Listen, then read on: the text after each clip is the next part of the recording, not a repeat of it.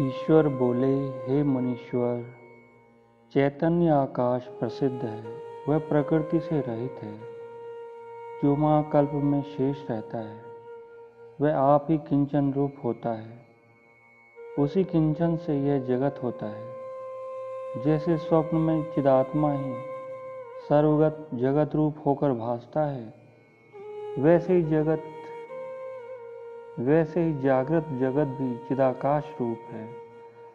आदि सर्ग से लेकर इस काल पर्यंत आत्मा से भिन्न पदार्थ का अभाव है। जैसे स्वप्न में जो जगत भासता है, सो भी सब चिदाकाश रूप है। भिन्न कल्पना कोई नहीं। चिन्मात्र ही पहाड़ रूप है, चिन्मात्र ही जगत है, चिन्मात्र ही आकाश है, चिन्मात्र ही सब जीव है और चिन्मात्र ही सब भूत है। चिन्मात्र से भिन्न कुछ नहीं।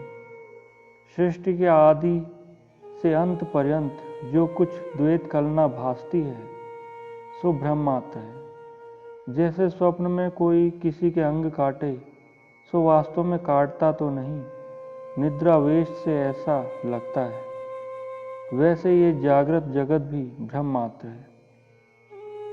हे मुनीश्वर, आकाश, परम आकाश और ब्रह्माकाश तीनों एक ही के पर्याय हैं। जैसे स्वप्न में संकल्प रूप माया से जो अनुभव होता है, सो सब चिदाकाश है।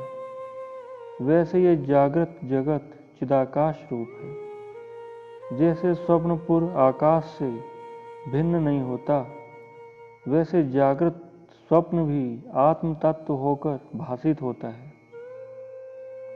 आत्मा से भिन्न वस्तु नहीं है।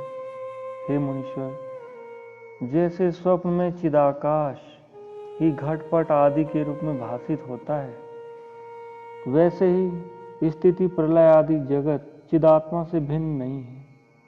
आत्मा ही ऐसे भासित होता है। जैसे शुद्ध संवित मात्र से भिन्न स्वप्न में नगर नहीं पाया जाता, वैसे जागृत में अनुभव से भिन्न कुछ नहीं पाते।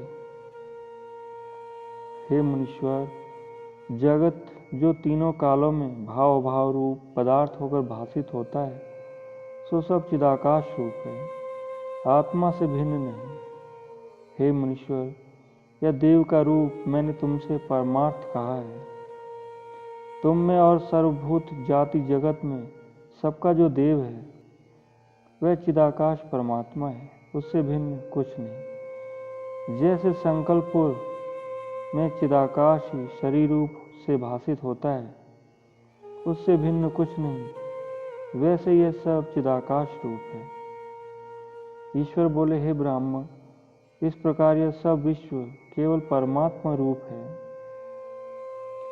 परमात्मा आकाश ब्रह्म ही एक देव कहता है, उसी का पूजन सार है और उसी से सब फल प्राप्त होते हैं। वह देव सर्वज्ञ है और सब उसमें स्थित है। वह कृत्रिम देव अज परमानंद और अखंड रूप है। उसको साधना करके पाना चाहिए, जिससे परम सुख प्राप्त होता है। हे मुनीश्वर, तुम जागे हुए हो, इस कारण मैंने तुमसे इस प्रकार की देव अर्चना कही है। पर जो असम्यक दर्शी बालक हैं, जिनको निश्चयात्मक बुद्धि नहीं प्राप्त हुई, उनके लिए धूप दीप पुष्प चंदन आदि से अर्चना कही है और आकार कल्पित करके देव की मिथ्या कल्पना की है। हे मुनीश्वर, अपने संकल्प से जो देव बनाते हैं और उसको पुष्प धूप दीप आदि से पूजते हैं, सो भावना मात्र है। उससे उनको संकल्प रचित फल की प्राप्ति होती है। ये बाल बुद्धि की अर्चना है। तुम जैसों की वही पूजा है, जो तुमसे सर्व आत्मा भावना से मैंने कही है। हे मुनीश्वर, हमारे मत में तो देव और कोई नहीं, एक परमात्मा देव ही तीनों भुवनों में है। वही देव शिव और सर्वपद से अतीत है।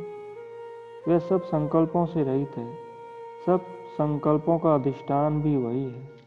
वह देश काल और वस्तु की परिच्छेद से रहित और सब प्रकार शांत रूप एक चिन्मात्र निर्मल स्वरूप है। वही देव कहता है।